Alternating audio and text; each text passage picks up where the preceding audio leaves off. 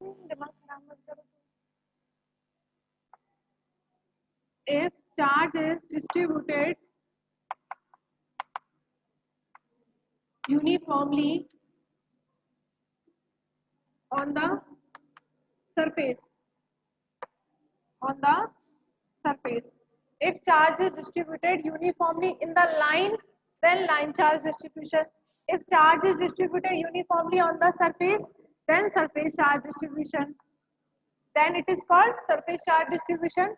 And surface charge density कितना होता है? Surface charge density. तुम रो ही करते रहोगे, रो नहीं होता। सरफेस चार्ज डेंसिटी सिग्मा होता है ना, वॉल्यूम चार्ज डेंसिटी रो होता है। अब इसमें देखो, आप जो लाइन में यदि चार्ज डिस्ट्रीब्यूट होता है तो आप इसमें कोई एलिमेंट ले लेते हैं डीएल। ठीक है, ये डीएल एलिमेंट ले लिया। इस डीएल एलिमेंट में मान लिया चार्ज कितना है, डीक्यू है। तो लाइन चार्ज डेंसिटी क्या होगी, lambda is equal to charge per unit length, तो डीक्यू बाई डीएल यही होगा। और डीक्यू इज इक्वल टू कितना आ जाएगा, lambda dl. Dq is equal to कितना होगा, लैम्डा डीएल। तो टोटल चार्ज कितना हो जाएगा, पूरा जो लाइन में है दोनों तरफ इंटीग्रेट कर देंगे तो यहाँ से क्या आ जाएगा, इसको ऊपर लिख लेना, dq को इंटीग्रेट करके टोटल चार्ज आ जाएगा q is equal to lambda dl। ठीक है, ऐसा लिख सकते हैं ना।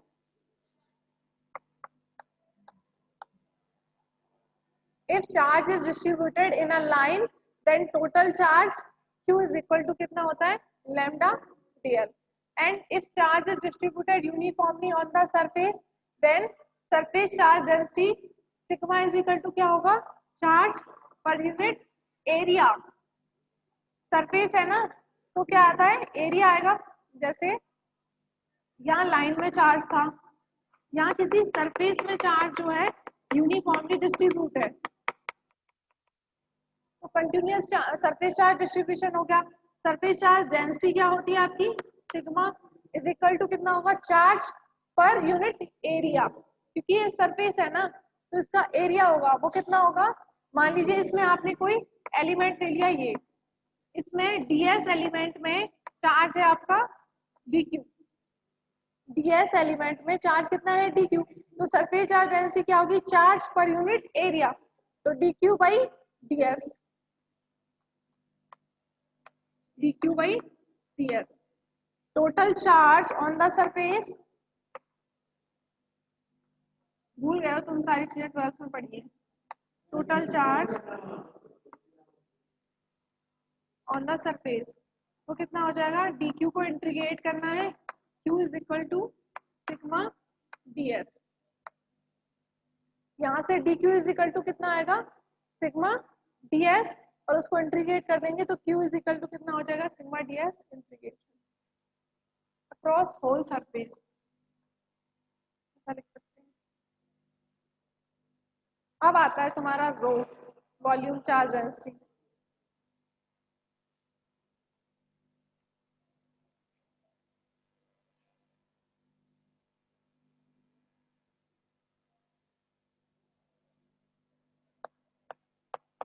Volume charge density, volume charge distribution.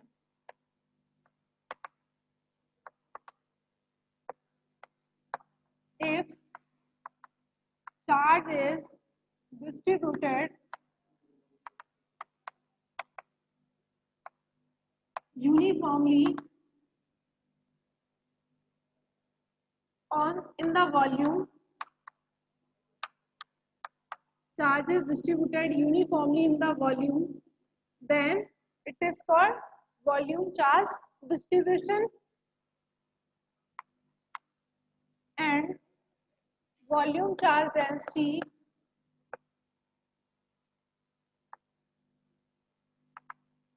Volume charge density को किससे रिप्रेजेंट करते हैं आप, रो से, charge per unit volume,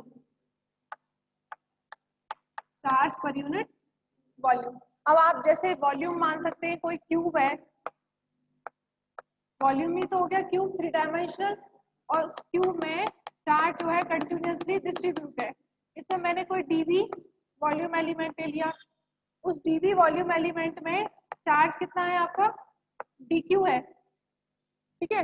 volume लिया वी, उसके अंदर आपने डीवी वॉल्यूम एलिमेंट लिया जिसमें आपने कंसीडर कर लिया चार्ज कितना है, डीक्यू। तो चार्ज डेंसिटी कितना हो जाएगा, डीक्यू बाई डीवी। तो चार्ज ऑफ वॉल्यूम एलिमेंट कितना होगा, dq is equal to rho dv।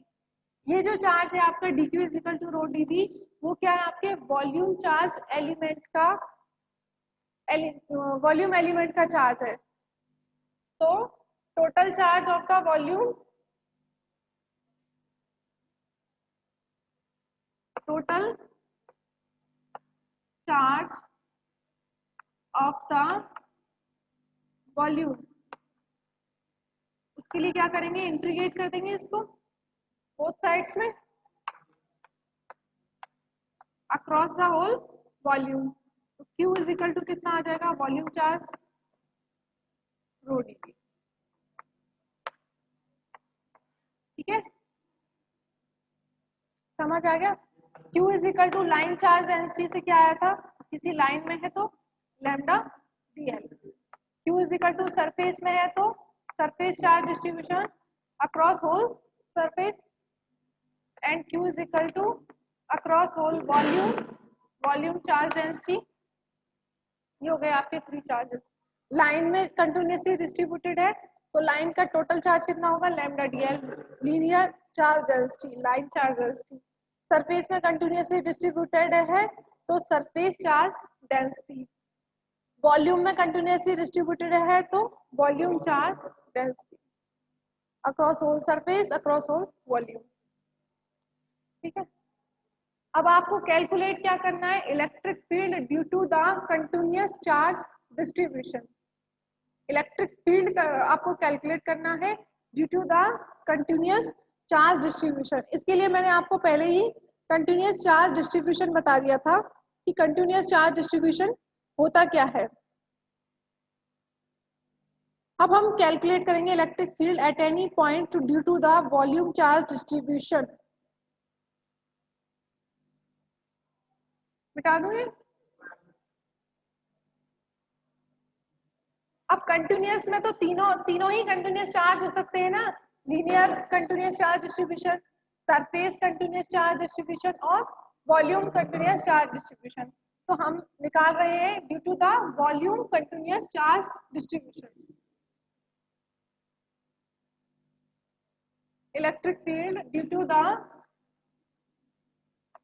Volume continuous charge distribution.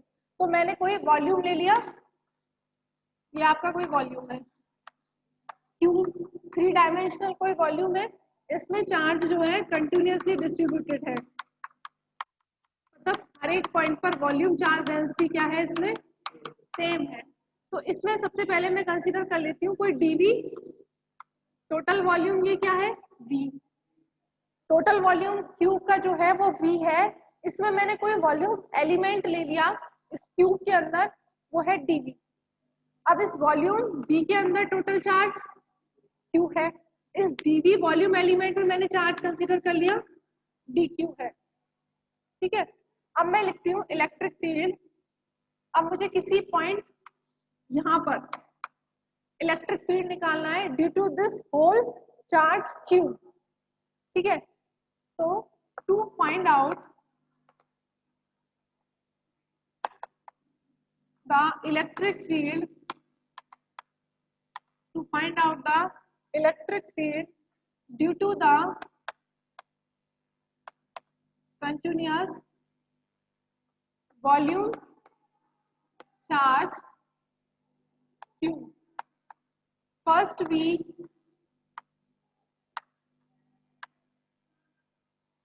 we divided a volume V into infinitesimal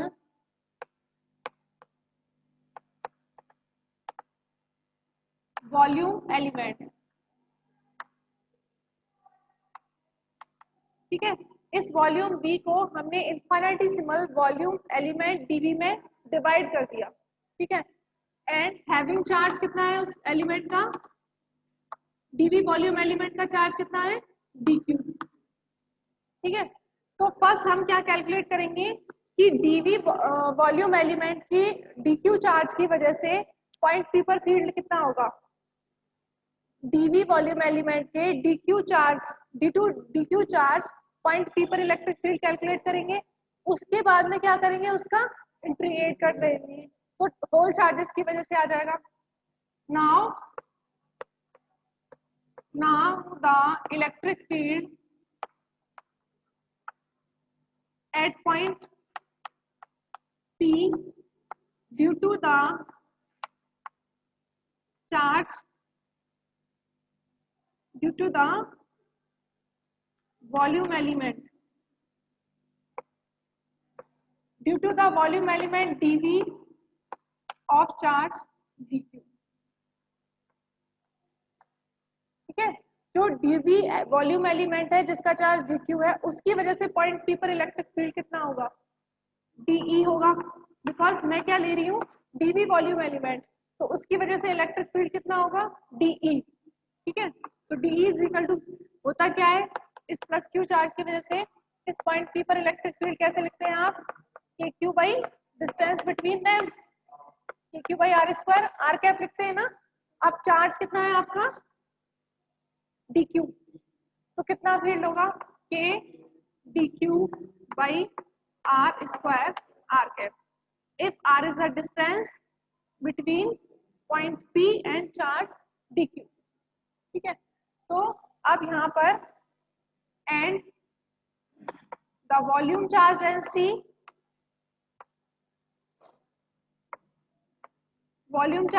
कितना है आपका, rho is equal to charge per unit volume जो अभी निकाला था,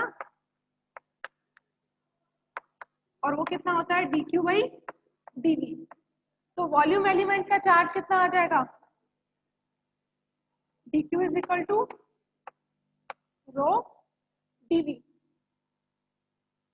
dq is equal to rho dv। ये value आप equation first में रख दीजिए।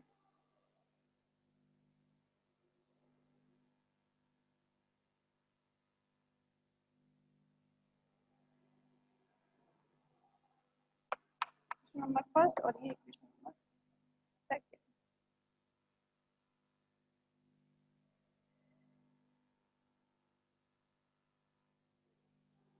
From equation first and second by putting the value of dq in equation first.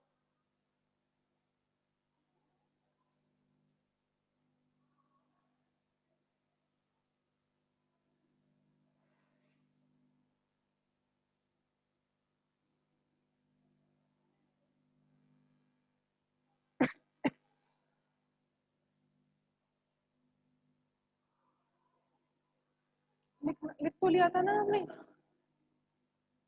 From first and second, from first and second से जो dq का value है वो यहाँ पे रख दीजिए आप।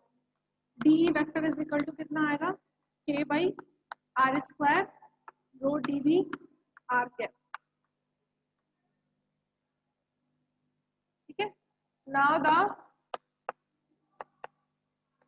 Total electric field at point P due to the whole charge of volume. ये वाला जो इलेक्ट्रिक फील्ड है वो किसकी वजह से, due to dq charge of the volume element dv। अब होल वॉल्यूम से निकालना है तो इसको क्या करने का, integrating by integrating,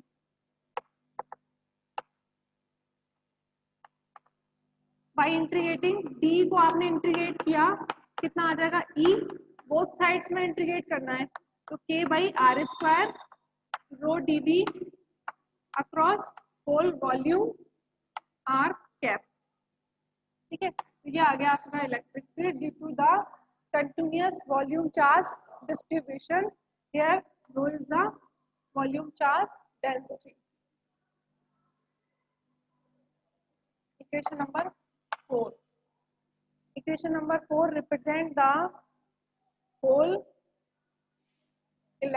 represent the total electric field at external point P due to the whole charge of the volume.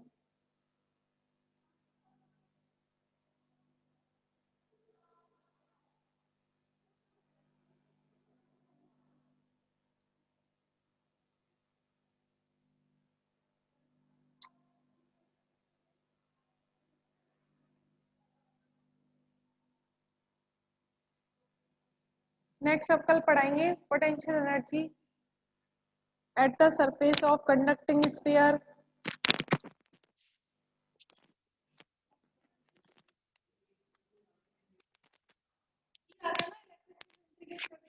निकालना था इलेक्ट्रिक